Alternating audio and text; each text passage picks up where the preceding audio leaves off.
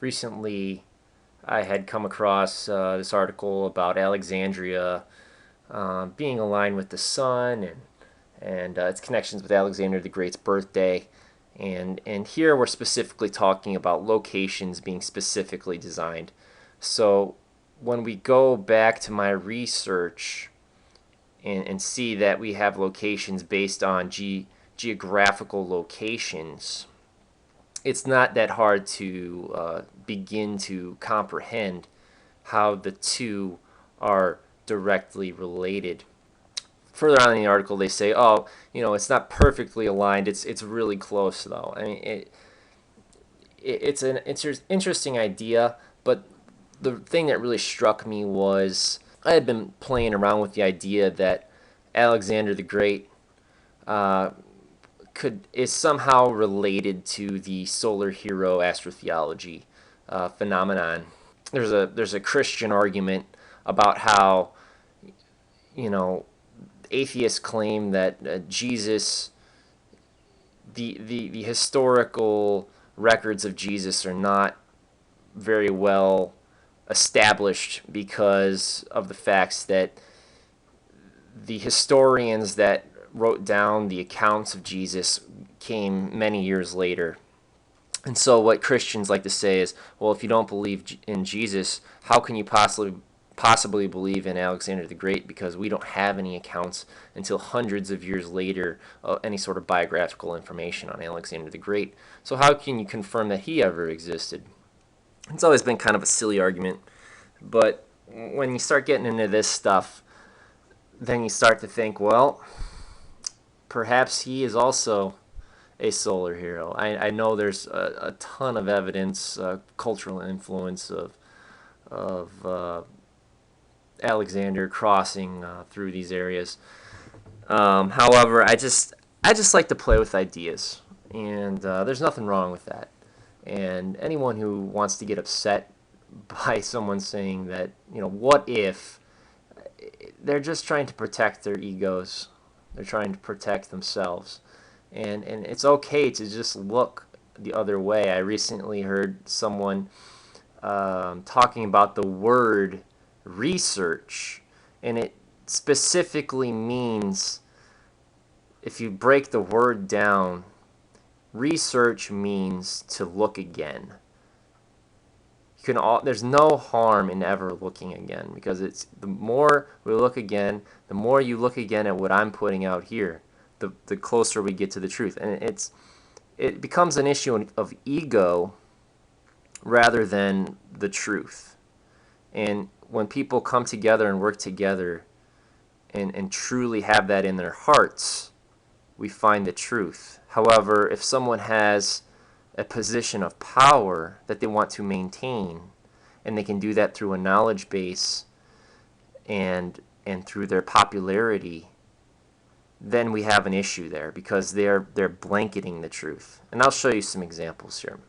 I mean, for example, if we were to look at stellarium here, and I were to pull away the atmosphere, we've got many people who claim that we are entering into the age of Aquarius. Now, here I've fast forwarded to the equatorial line. This represents the spring solstice, which is traditionally the period where we determine what age we are in the Zodiac. And I had to fast forward all the way to the year 2600 till we finally got to the point where our sun will enter into the age of the Aquarius here. And you can see the dotted line, and you can see the sun is just broken through. So we've got this proves that we have another 600 years before we're entering the age of Aquarius. So we really need to stop focusing on that. That has nothing to do with 2012. We still have many years before we leave Pisces. So that is just garbage, and the people who are spewing it need to stop. Going back to Google Earth, back to Alexander the Great. I found a really neat KMZ file on Alexander the Great's path here.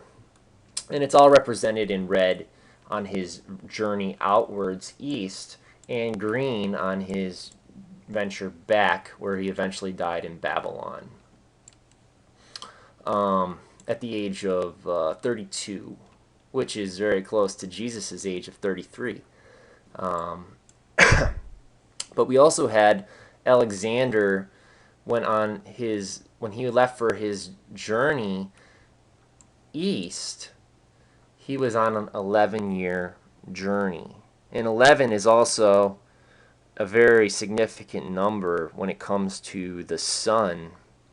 11 represents the amount of years of the solar max on average, where the sun goes through cycles of highs and lows. And our last solar max was in 2001, the year of 9/11. And we are now currently in 2012, 11 years from that point. And we should be experiencing the solar max this year, 2012. And we've also seen extremely high temperatures, record-breaking temperatures this summer in America. And we're also seeing us entering into, I believe, a new age in another regards, not necessarily that has to do with the Zodiac, hence my name, Ticking Clock 2013. It really doesn't have to do as much with the 2012 Mayan calendar as much as I believe that the elitists out there who find this numerology to be important, I believe that they find this year 13 to be incredibly important for whatever reasons, and we can see that in 1913 the Federal Reserve was created, and I believe that was the birth of the New World Order that they like to call it. And that was the official time period where America really had reached its pinnacle and had gone the other way. Some would argue that we had just started our climb, and that America has grown stronger since the Federal Reserve, since all the wars. But that's just the beginning of the empire, as I would argue. That is not for the people, that is for the empire. And anyways, I'd just like to get back on track here. So these red lines represent the track of Alexander the Great, and we can see that he comes through many of our important cities. He comes through Egypt, he goes to Siwa, then he comes back through to Persepolis, and then we can find that he makes his way back and cuts directly through Mohenjo-Daro, which is incredibly interesting. So one could argue, based on the development of these lines and just the solar hero information, did Alexander the Great actually exist? Or, if he did exist, was he searching for something?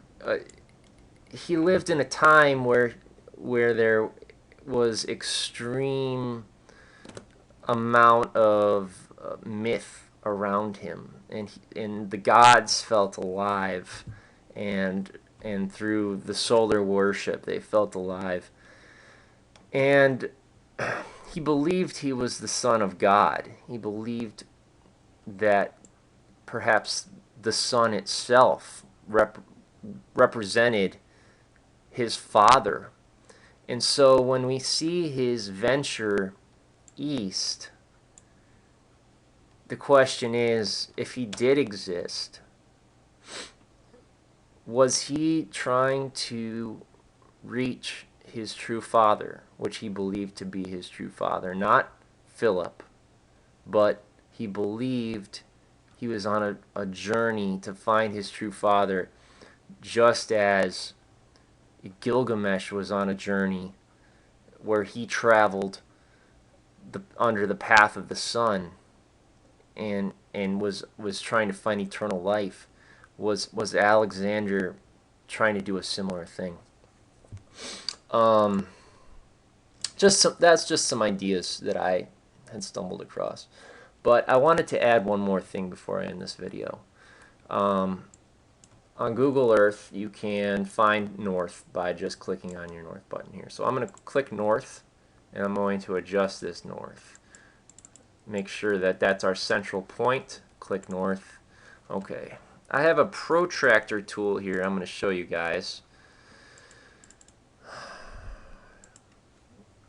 Alright, I'm going to pull that up here. So this is going to give us 90 degrees. So I'm completely perpendicular here.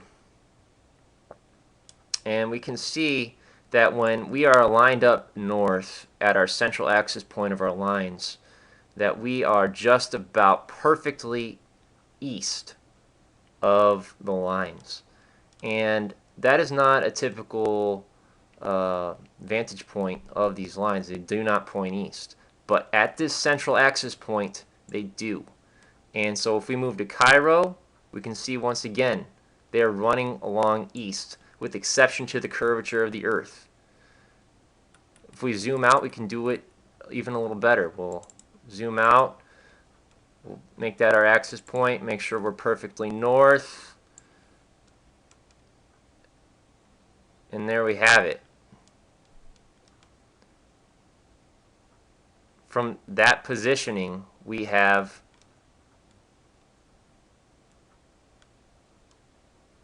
it set up so that the north positioning is in alignment with these lines themselves. And that only happens at this point. If we were to go over here and go north, we can now see that that is no longer the case. And when you look at the equinox,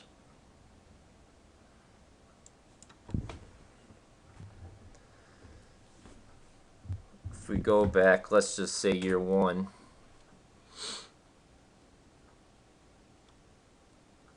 Actually, we don't even have to do that. But I'll take us to the equinox here. Alright, now we're at the equinox. So if I take this back to the point of sunrise, we will find it perfectly rises in the east. I'm going to get rid of the ground. We'll find the sun rises perfectly in the east, and that's a phenomenon that happens during the equinox. It also sets perfectly in the west. Now if we change the month, or the month here, we'll see that our sunrise happens in a different location.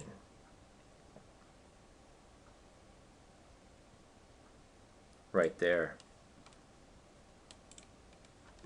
So we can see that that equinox, that spring equinox, is an important time, and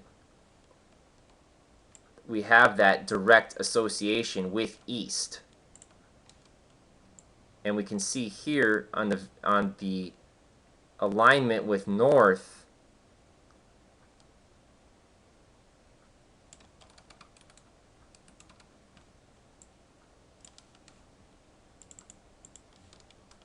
here we can see at that 90-degree mark right there. That shows it beautifully. That 90-degree mark, that these lines are set to north from this central axis position here, and that they run only from this position 90 degrees from north.